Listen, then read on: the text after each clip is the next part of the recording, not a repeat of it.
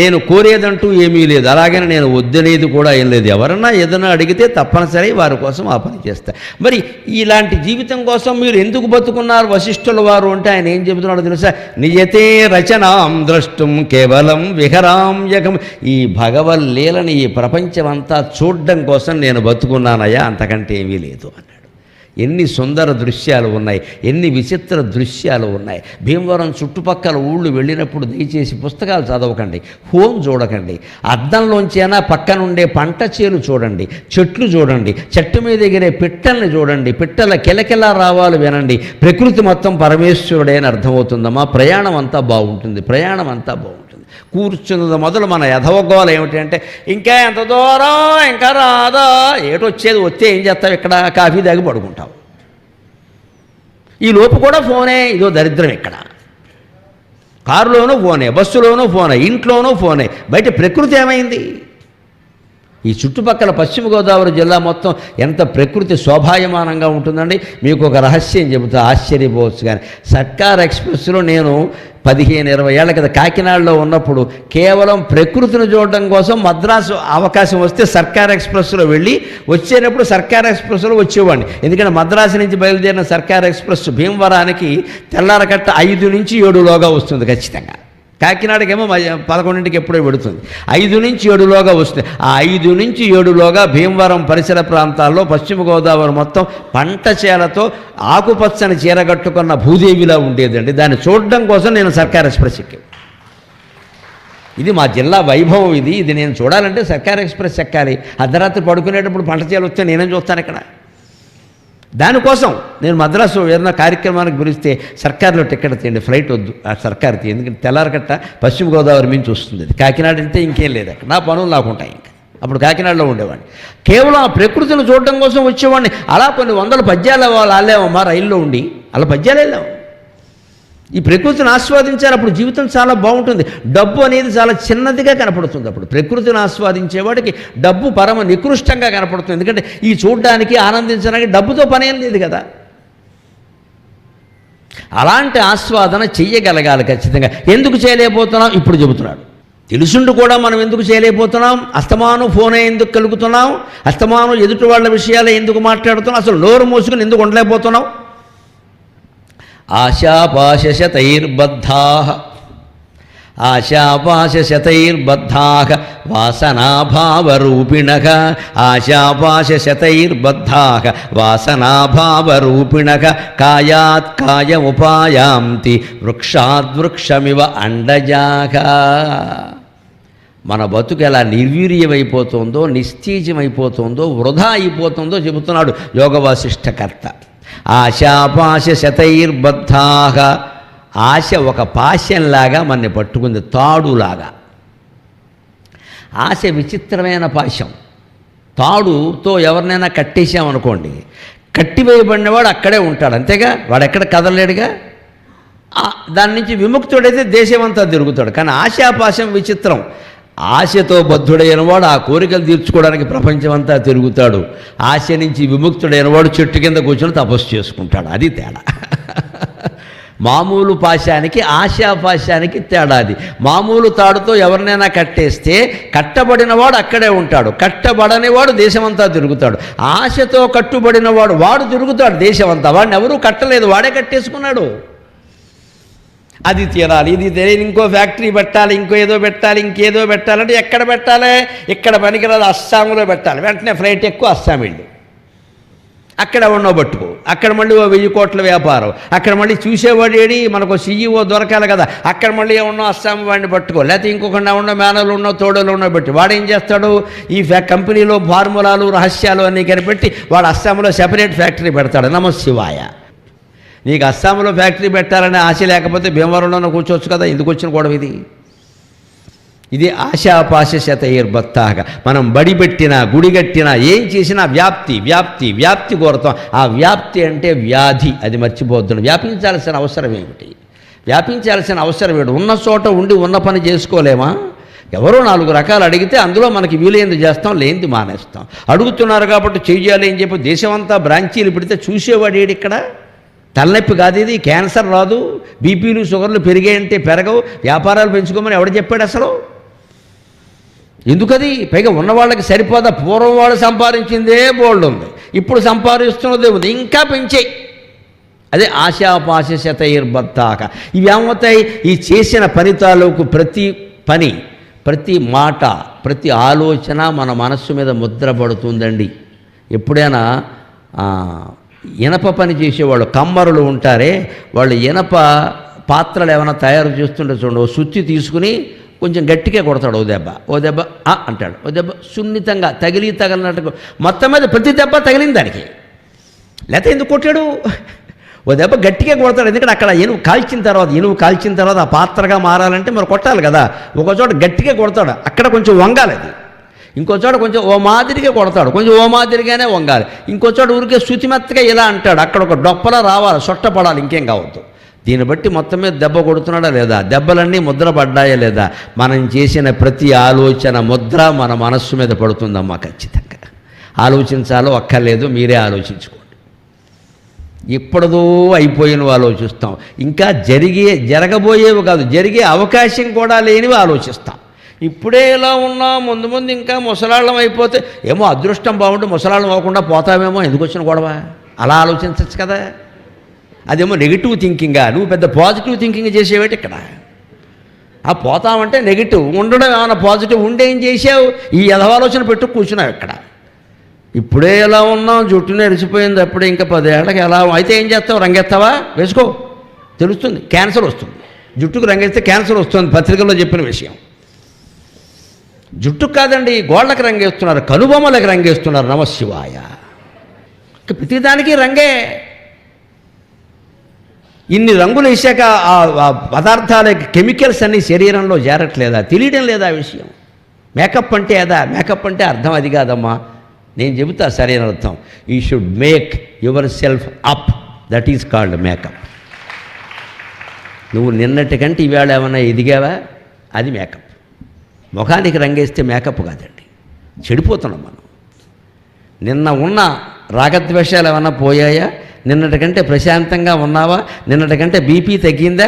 నిన్నటికంటే ఆరోగ్యం బాగుందా? నిన్నటికంటే మనశ్శాంతిగా ఉందా? నిన్నటికంటే బాగా నిద్రపట్టిందా? నువ్వు ఎదిగినట్లు లెక్క. అది makeup. You should make your self up. నిన్ను నువ్వు పైకి పెంచుకోవాలి. ముఖానికి మూతికి రంగేస్తే వచ్చేది ఏమిటండి? అది చెయ్యాల్సింది. ఆశాపాశ శతైర్బద్ధాక. ఇలాగ కొన్ని వందల ఆశాపాశాలతో మనం కట్టుబడిపోయాం ఇక్కడ. దానివల్ల ఏం జరుగుతుంది? వాసనాభావధారిణగా ఈ ఆశలు ఇంతటితో పోవండి. ఇందాక చెప్పానుగా ముద్రపడిందని. ఈయనకి 80 ఏళ్ళు వచ్చి 70 ఏళ్ళు వచ్చి పోతున్నా సరే ఏముండిపోతాడంటే ఇంకా ముద్రోటి. ఏమిటో సొంత ఇల్లు కట్టమంటే మా వాడు కట్టలేదు, అది అలాగే ఉండిపోయింది, ప్రాణం పోయేలా ఉంది. ఆ ఇల్లోటి కట్టరా, సొంత ఇంట్లో పోదా. ఇప్పుడు ఎక్కడ పోతాయామయ్యా బాబు? కాంక్ష. ఈయన ఏం చేస్తాడు? ఈ కాంక్షతోనే పోతాడు. ఎక్కడ పుడతాడో తెలుసా? పెద్ద కొడుకు సొంత ఇల్లు కడతాడు, ఆ ఇంటి పక్క కుక్కలా పుడతాడు అమ్మాయి. ఆ ఇంట్లో కుక్కలా పుడతాడని ఇంటి ఓనర్గా పుట్టాడు. పైగా వీడు తండ్రే కుక్కగా పుట్టాడని వాడికి తెలియదు, వాడు చెత్త కొట్టేస్తూ ఉంటాడు దీన్ని. ఈ తండ్రికి తెలుసు. భగవంతుడు ఏం చేస్తాడు? వీడికి జన్మాంతర జ్ఞానం పెడతాడు. ఇల్లు అన్నావు కదా, చూడు. ఎందుకంటే ఇంట్లో అన్నాడు తప్ప ఇల్లు నాదవ్వాలని అనుకోలేదు. అందుకని ఇంటికి కాపలా కుక్కే కదా. వీళ్ళందరూ యాత్ర కడతారు, కుక్కను అక్కడ కట్టేస్తారు. ఇది తండ్రి కుక్క అలా ఉండి చూస్తూ ఉంటాడు. నా కర్మగా అలిపోయింది, వాడు కాశీ వెళ్ళాడు, రామేశ్వరం వెళ్ళాడు, ఆమె అడగతా ఆడేశాడు ఇక్కడ. ఇదే వాసనాభావధారిణగా. ఈ వాసన సంస్కారం అంటారు దీన్ని. మంచి కావచ్చు, చెడ్డ కావచ్చు. నాకు ఇల్లు కావాలి, వల్లకాడు కావాలి. ఈ వాసన అస్తమానం అనుకుంటేనే ఉంటుంది, వదిలేస్తే ఉండదు. ఇది ఈ అస్తమానం అనుకోవడం వల్ల ఏమయ్యాడు? వీడు కుక్కై పుట్టాడు. ఒక యోగి ఆత్మకథ అనే పుస్తకాలు చదవండి అమ్మా. మనిషి పూర్వజన్మలు ఎలా ఉంటాయో, పరజన్మలు ఎలా ఉంటాయో స్పష్టంగా పక్క వీధిలోనే ఎలా పుడతాడో చెబుతాడు, నిరూపణాత్మకంగా చెబుతాడు ఆ కథలో మహాయోగి పరమహంస యోగానంద. చదవండి పుస్తకం. సరిగ్గా 1000కి 1 తక్కువ, 999 పేజీలు ఉంటుంది. చదవండి, బాగా అర్థం. ప్రతి మనిషి చదవాల్సిన పుస్తకం అది. ఆయన ఆటోబయోగ్రఫీ ఆఫ్ ఏ యోగి. ఈ పూర్వజన్మ ఎలా ఉంటుంది, పరజన్మ ఎలా ఉంటుంది, అది చెప్తే మనకు బాగా వైరాగ్యం కలుగుతున్నప్పుడు ఆనందంగా ఉంటాం. వైరాగ్యం అంటే ఉన్నది వదిలేయడం కాదండి, లేనిది కోరుకోకుండా ఉంటే చాలు. ఉన్నది వదిలేక్కల. ఉన్న బట్టలు కట్టుకో, ఉన్న ఆభరణాలు పెట్టుకో, ఉన్నదంట్లో ఉండు, హాయిగా ఉన్న ఉద్యోగం చేసుకో, ఉన్న సంసారంలో సుఖంగా ఉండు. అదే వైరాగ్యం. వదిలేసిన పనే లేదు దాన్ని. వదలమని వశిష్ఠుడు ఏం వదలలేదు, రాముడు కూడా ఏం వదలలేదు. ఇంత విన్న రాముడు పరిపాలన చేశాడు, రావణాసుర సంహారం చేశాడు, అవన్నీ తర్వాత కదా అన్నీ చేసి యుద్ధాలు చేశాడు, సామ్రాజ్య పాలన చేశాడు, ఏం వదలలేదు ఆయన. మన కూడా ఎవరు వ్యాపారం వదిలే వ్యవసాయం వదిలే ఏం చెప్పట్లా, ఎంతవరకు ఉండాలో అంతవరకు ఉండు, పెంచుకోకూరికే. అందుకని ఆశాపాశతైర్బద్ధాక వాసనాభావ ధారణకి ఈ వాసన వల్ల ఏమవుతుంది, కాయాత్ కాయముపాయాంతి, శరీరం నుంచి శరీరానికి వెడుతూనే ఉంటాడు. ఇలాగా జన్మకి జన్మ ఎత్తుతూనే, ఆ జన్మ తర్వాత ఆ జన్మ, ఈ జన్మ తర్వాత ఇంకా తండ్రి జన్మ అన్న ఒక్కొక్క జన్మ అయింది కదా, మళ్ళీ ఇంకోటికి ఎవడికో కొడుకుగా పుడతాడు, మళ్ళీ ఓ రాజకుమారుడిగా పుడతాడు, మళ్ళీ ఓ దోమగా పుడతాడు, ఏదో అవుతూనే ఉంటాయి. ఈ వాసన లేకపోతే ఆ జన్మ లేవు. కాయాత్ కాయముపాయాంతి, శరీరం నుంచి శరీరం పొందుతూనే ఉంటాడు. ఎలాగట చక్కగా చెబుతున్నాడు వాల్మీకి మహాకవిత్వంలో, వృక్షమివ అండజాగ, పిట్ట ఓ చెట్టు మీద వాలుతుంది, దానికి తెలుసు అది శాశ్వతం కాదని. అక్కడి నుంచి ఇక్కడ బాగా లేవు, ఇక్కడ పళ్ళన్నీ అయిపోయినాయి, వేరే పిట్టలు కూడా వచ్చేస్తున్నాయి, మనం వేరే చెట్టు చూసుకోవాలి అని ఇంకో చెట్టు మీద వాలుతుంది. ఇలా పెట్ట పూటకు ఓ చెట్టు మార్చినట్టే ఈ జీవుడు జీవితానికి ఓ జన్మ మార్చేస్తున్నాడు. పిట్టలాగే బతుకుతున్నాడు వీడు బతుకంతా. పెట్ట చెట్టు నుంచి చెట్టుకు మారినట్టే వీడి శరీరాన్ని నుంచి శరీరానికి మారుతున్నాడయ్యా. ఎన్ని జన్మలు ఎత్తాడో వీడికి ఏమైనా తెలుసా అంటున్నాడు. ఆ ఎన్ని జన్మలు ఎత్తుతామో ఆముక్త మాల్యదలో చెబుతాడమ్మా కృష్ణదేవరాయలు, దాసరి ప్రబోధంలో చెబుతాడు. అక్కడ మనం ఎత్తిన జన్మలు సామాన్యమైనవి కావు, ఎంత పెద్ద జన్మ ఎంత నీచమైన జన్మ ఎత్తామో కూడా చెబుతాడు. దిక్పాలతను వెత్తి తిరిపంపుతను దోన ఎన్ని మార్లెత్తమీయేను నీవు, ధరణీశతను వెత్తి దాస్యంపుతను దోన ఎన్ని మార్లెత్త ఏను నీవు, కేసరితను వెత్తి కీటంపుతను దోన ఎన్ని మార్లెత్తమీయేను నీవు, మత్తేభతను వెత్తి మశకంపుతను దోన ఎన్ని మార్లెత్తమీయేను నీవు, సోమయాజులము ఎన్ని మారులుగాము, శ్వపచ ఖగకులులము ఎన్ని మారులుగాము, పాము గీములము ఎన్ని మారులుగాము, వెండి కంసరిపు భక్తులము కండే కాముగా.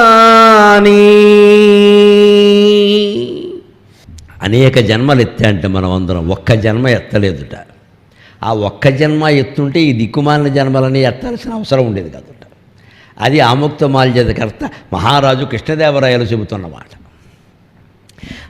దిక్పాలతను వెత్తి తిరిపెంపుతను దోన ఎన్ని మార్లెత్తమీ ఏను నీవు. దిక్పాలకుడుగా పుడతాడు అక్కడ, వాడి కర్మ గాలిపోయి బెచ్చమెత్తుకునే స్థితికి వస్తాడు. నహుష మహారాజు దేవేంద్రుడుగా పుట్టాడు, దేవలోకానికి రాజు అయ్యాడు, శచీదేవి మీద కన్నేశాడు. పదవి మారారంటే సింహాసనం ఇస్తారు కానీ భార్యను కూడా ఏమంటే అలా కుదురుతుందండి. వెధవేషాలు అంటే అవే.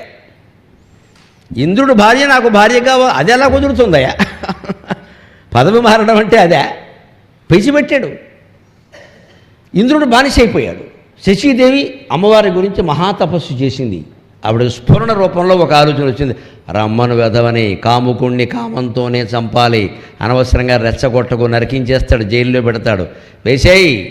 ఆడది సరిగ్గా వాలు చూపుతో ఒక్క చూపు చూస్తే రొంగనవాడు ఉంటాడా, మహర్షులు లొంగుతారు, మట్టి కొట్టే మనిషి వీడెంత అని శచీదేవికి అమ్మవారు ఉపాయం చెప్పింది. ఆవిడ వెంటనే రమ్మనండి, కాకపోతే ఒక్క షరతు, నేను ఆయన్ని పెళ్లి చేసుకుంటా, ఆయన భోగాలకి వస్తువుగా ఉపయోగపడతా, కానీ ఋషులు మోసేటువంటి పల్లకీలో రావాలి, దాన్నే బ్రహ్మరథం అంటారు.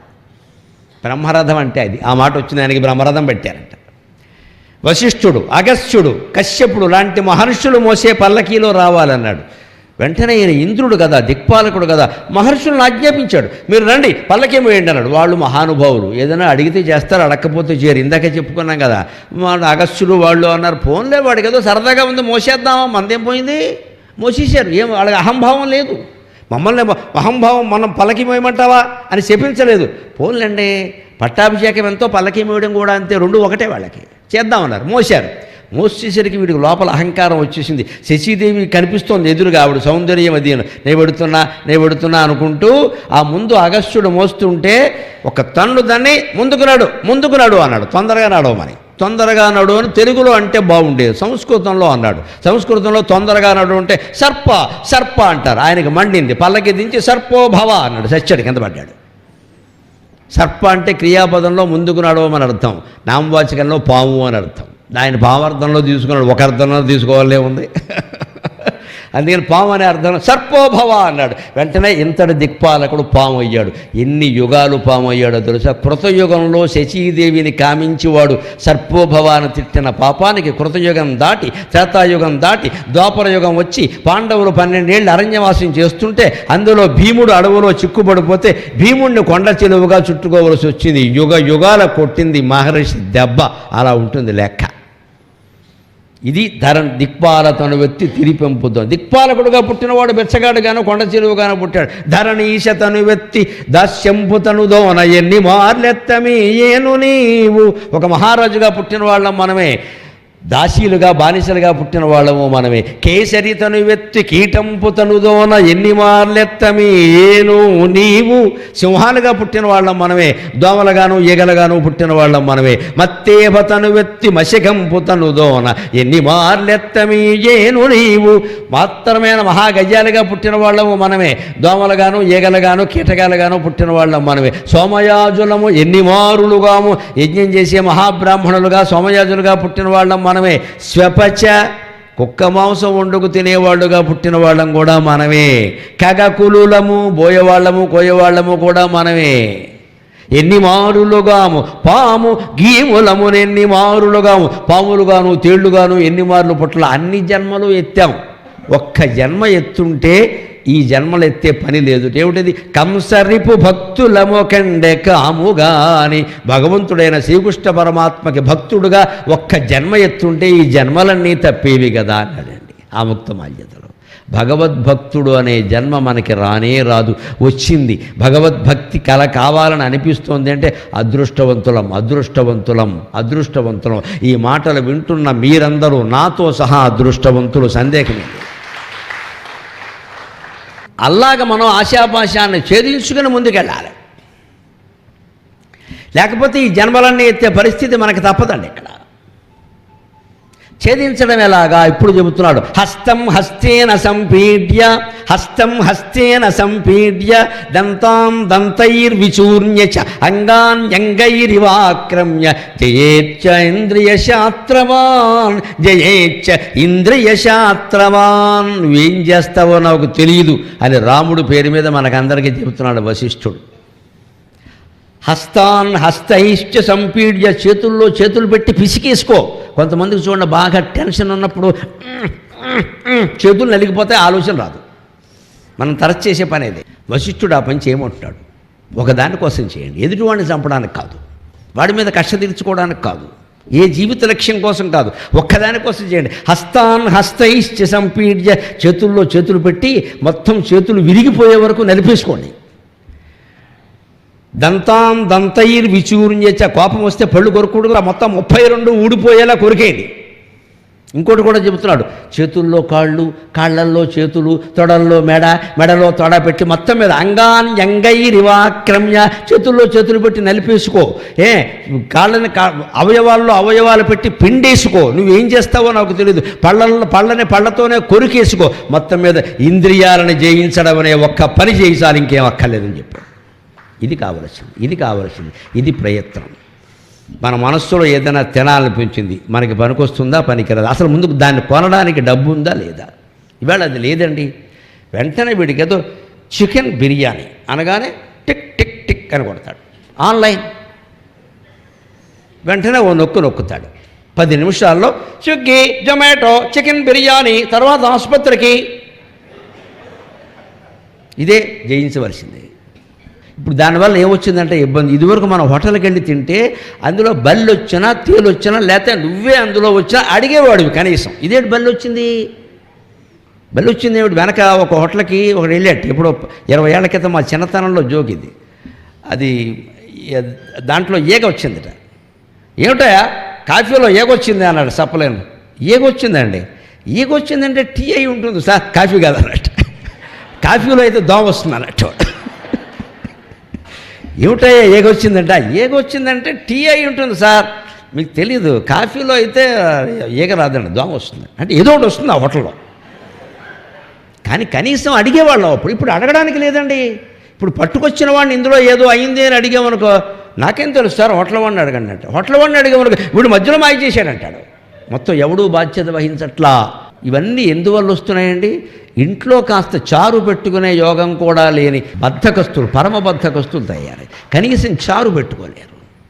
పరమబద్ధకస్తులు, ఆడాళ్ళు మొగాళ్ళు అందరికీ బద్ధకం బాగా ఎక్కువైపోయింది. ఆలస్యం శరీరస్థో మహాన్ రిపుహు అంటాడు సంస్కృతంలో. బద్ధకాన్ని మించిన శత్రువు లేదు. బద్ధకం ఉంటే వాడికి వేరే తాగుడు, డ్రగ్స్, వ్యభిచారం, సిగరెట్లు ఏమీ అక్కర్లా. బద్ధకం ఉన్నవాడిని ముందు ఇంట్లోంచి గెంటేయింది మనిషిని. అసలు ఇంట్లోంచి గెంటి వ్యధవాళ్ళు బయటికి వెళ్ళి పని చేసుకోమని చెప్పండి.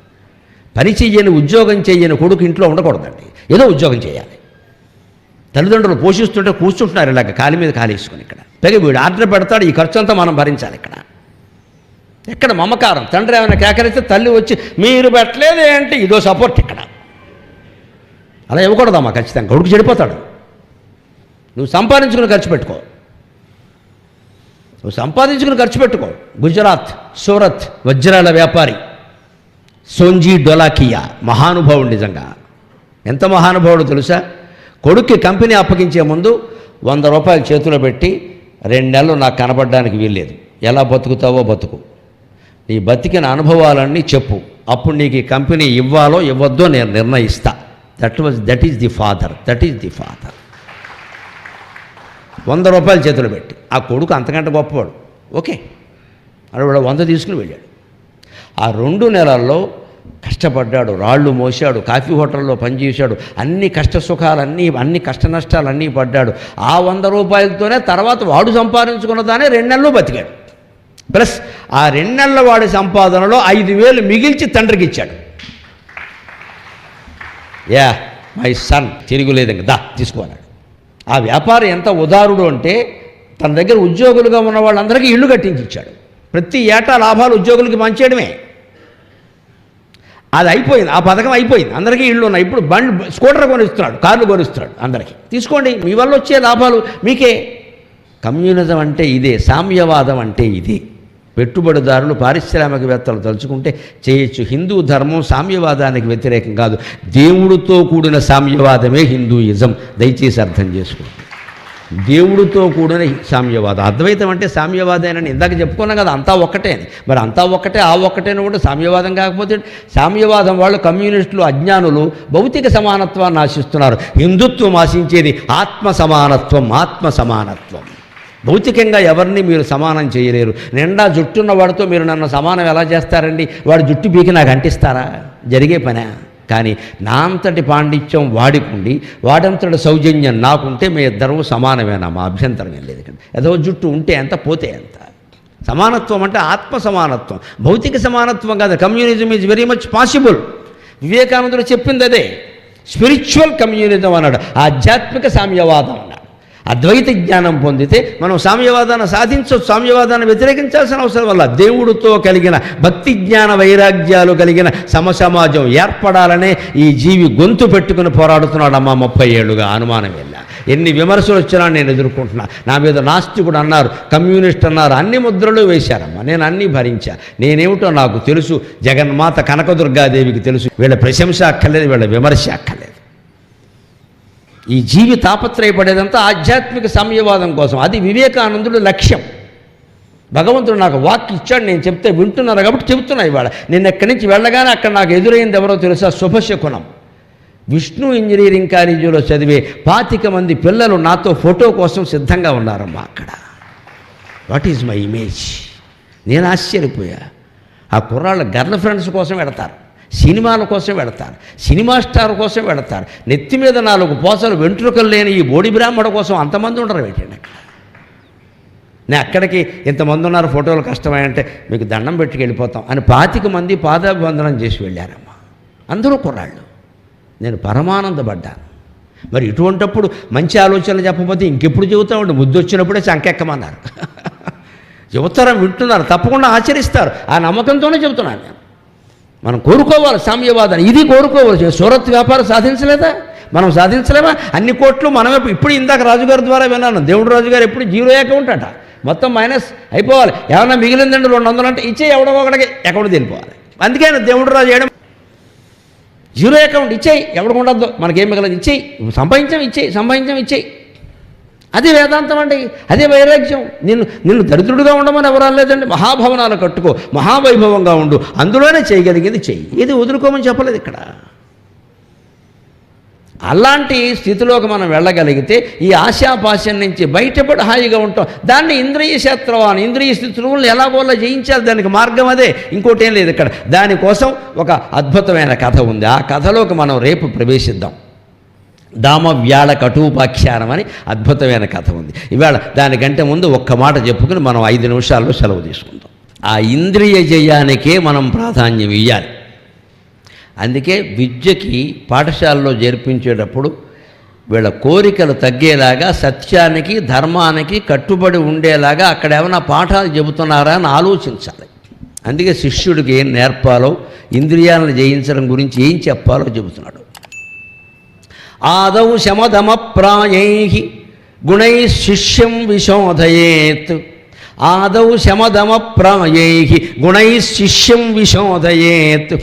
పశ్చాత్ సర్వమిదం బ్రహ్మ శుద్ధస్త్వమితి బోధయేత్. పశ్చాత్ సర్వమిదం బ్రహ్మ శుద్ధస్త్వమితి బోధయేత్.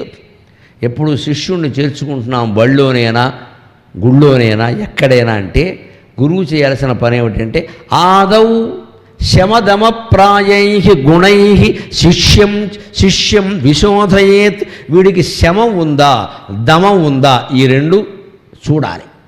ఇవాళ అది చూడరు. డబ్బులు ఉన్నాయా, కట్టై చేరిపో, నీకు సీటు మేమే ఇస్తాం, చదువు మేమే చెప్తాం, పరీక్షలు మేమే పెడతాం, ఇంకో 2 లక్షలు కట్టాయి, నీకు ఉద్యోగం కూడా మేమే ఇస్తాం. ఇంజనీరింగ్ కాలేజీ వాళ్ళు ఉద్యోగాలు ఇవ్వడం ఏంటండి? ఇంజనీరింగ్ కాలేజీలో చదువు చెప్పడం అనుకున్నా, ఉద్యోగాలు ఇవ్వడం ఏంటి? అదేం దరిద్రం.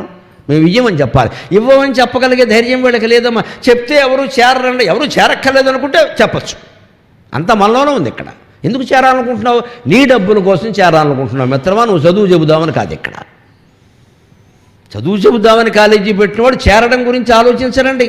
మంచి మాటలు చెబుతున్నాం, మనం జనం గురించి ఆలోచిస్తున్నామంటే ఇక్కడ ఎవరు వచ్చా నాకే రాకపోతే నాకే కూర్చొని చెబుతున్నాం ఇక్కడ. మరి ఎందుకని ఇంత హాల్ అంతా నిండిపోయి పక్క హాలు కూడా నిండిపోయి ఉంటున్నారమ్మా? సత్యం జ్ఞానం అనంతం బ్రహ్మ, అది నేను నాకట్టుకుని తీరుతుంది, ఖచ్చితంగా వినవలసిందే. వినకపోతే నీకు నష్టం, నాకేం నష్టం లేదు. ఇక్కడ ఈ స్థితిలో ఉండాలి గురువు అనేవాడు. నాకేం అక్కర్లా, నీకోసం చెబుతున్నా, చేరలేత మానాయి. ఇవాళ ఏ స్కూల్ వాళ్ళు ఎలా ఉన్నారండి? వేసవి కాలం ప్రసిద్ధమైన విద్యా సంస్థలు, మా పేరు చెప్పడానికి కూడా నాకు అసహ్యంగా ఉంటుంది. ప్రసిద్ధమైన విద్యా సంస్థల్లో జరుగుతున్న ఘోరం ఏమిటో తెలుసా? వేసవి కాలం 20 ఏళ్ల సర్వీసు ఉన్న టీచర్కి 2 నెలల జీతం ఇవ్వాలంటే 5 పిల్లల్ని చేర్పించాలమ్మా. ఎంత దారుణంగా ఉంది పరిస్థితి విద్య. 5 నువ్వు ఎక్కడ తెస్తావో తెలియదు, ఇంటింటికి తిరుగు, నీ వాటా 5, నువ్వు చేర్పిస్తే నీకు సమ్మర్ శాలరీ, లేకపోతే లేదు. పోనీ వీళ్ళేమన్నా సామాన్యుల? 1000 కోట్లు సంపాదించారు, 1000 కోట్లు. 20 ఏళ్ల సర్వీస్ ఉన్న టీచర్కి మీరు 2 నెలల జీతం ఇవ్వలేరా? దానికి కండిషనా? అంటే ఇప్పుడు ఈవిడికి 20 ఏళ్ళ సర్వీస్ ఉందంటే 40 ఏళ్ళ వయసు ఉంటుంది కదా ఖచ్చితంగా. ఈ 40 ఏళ్ళ ఆవిడ పాపం హ్యాండ్ బ్యాగ్ వేసుకుని ఎండల్లో, అది కూడా వేసవకాలం, ఇంటింటికి తిరిగి మీ అబ్బాయిని చేర్పించండి అని వాళ్ళ స్కూల్ గురించి చెప్పి ప్రచారం చేసి చేర్పించాలా. ఇంత రాక్షసులు విద్యా వ్యవస్థను పాలిస్తున్నారు ఇవాళ. రాక్షసులు అంటే వీళ్ళే.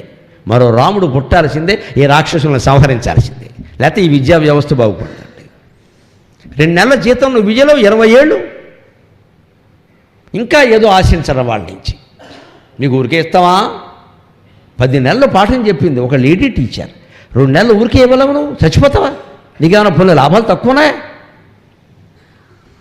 వాస్తవంగా జరుగుతున్నదంటే మీరు ఎంక్వైరీ చేసుకోండి, నేను అబద్ధం చెప్పను, నాకు అవసరం లేదు. ఈ మాట చెప్పడం వల్ల ఎంతమంది కోపాలు వస్తాయో నాకు. That's what I want. ప్రపంచం ఏమైనా మంచిదే, సత్యం చెప్పి తీరవలసిందే, అందుకోసమే ఉన్నాయి.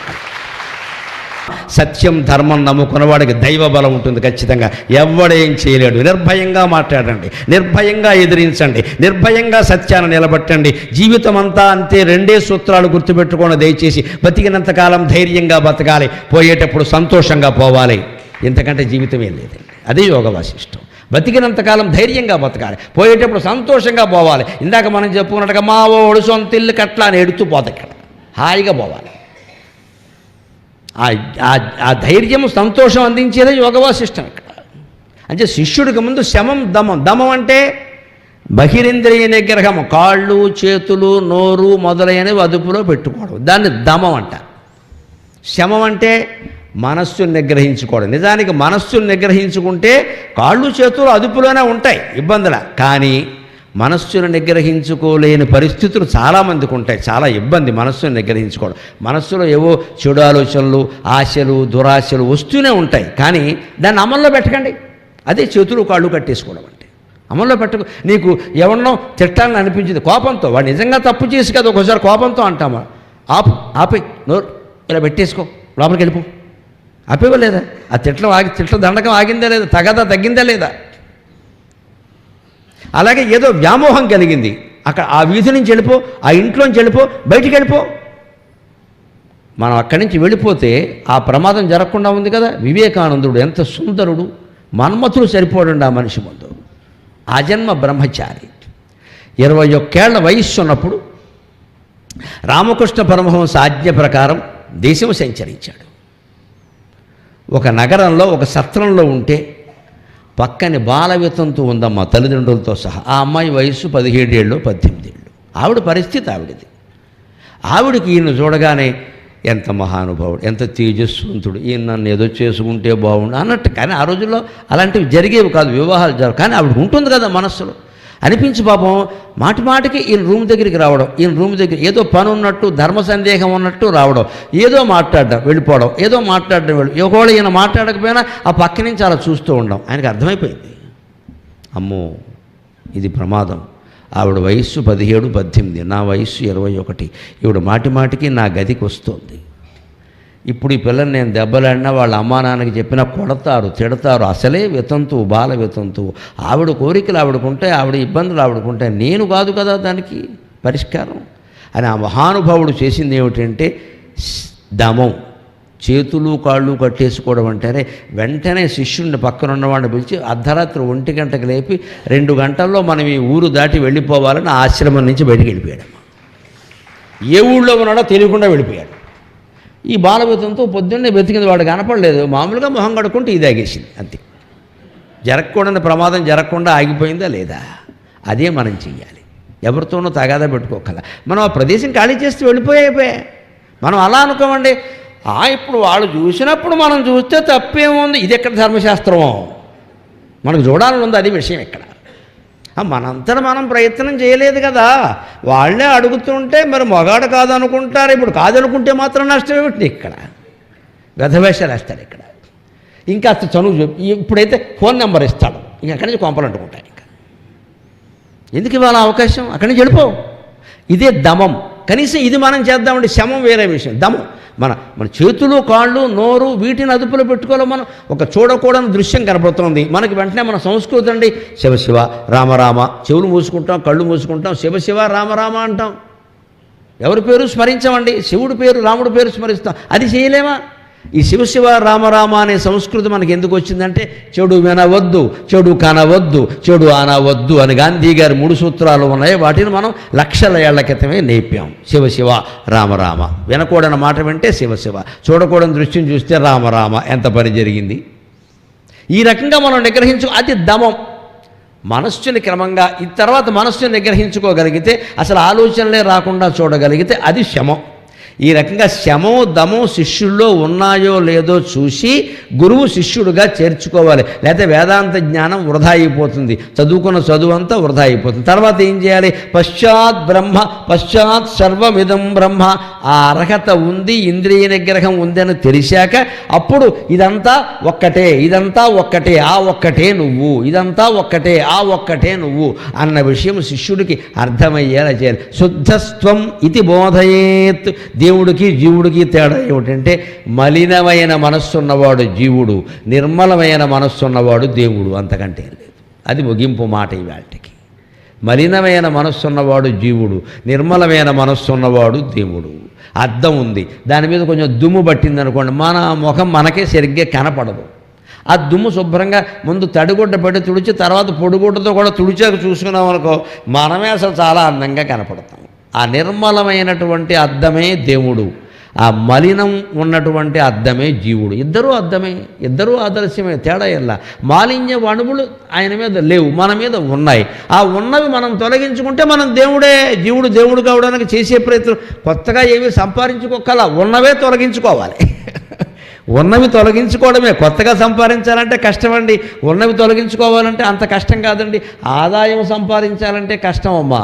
ఖర్చులు తగ్గించుకోవడం అంత కష్టం కాదండి. అనుకుంటే తగ్గించుకోవచ్చు. ఆదాయం సంపాదించడం కష్టమే. నీకు కొత్తగా 10-20 వేలు జీతం ఉంది, నీకు అది 80,000 అవ్వాలంటే అవదండి. ఎలా అవుతుంది? కానీ 20,000 మన జీతం ఇంతే, మన ఇద్దరు ఉన్నాం, పిల్లలు ఉన్నారు, ఇందులోనే బతకాలంటే ఏం చెయ్యాలి అని దంపతులు ఇద్దరు కూర్చుంటే మొత్తం అది 20 కాకపోతే 22 సర్దుకునే వ్యవహారం ఏదో చేయొచ్చు. ఇది తగ్గించేద్దాం, ఇది పెరుగు పోసుకోవద్దు, మజ్జిగ పోసుకుందాం, పులుసు పోసుకోవద్దు, చారు పోసుకుందాం. చారు పోసుకుంటే ఖర్చు తక్కువ. పులుసు అన్నామనుకో గుమ్మడికాయ మొక్కలు వేయాలి, మళ్ళీ ఎక్కడి నుంచి వస్తాయి? పులుసు వద్దు, చారు పోసుకుందాం, పెరుగొద్దు, మజ్జిగ పోసుకుందాం అంటే అయిపోయింది. ఖర్చులు తగ్గించుకోగలం, ఆదాయాన్ని పెంచుకోలేం. అలాగే ఉన్న బంధాల పట్ల తొలగించుకునే ఉద్దేశంతో జాగ్రత్తగా ఉండగలం. కొత్తగా ఏమీ పెంచుకోవలసిన అవసరం ఏం లేదు. అలాంటి ప్రయత్నం మనమంతా చేద్దాం.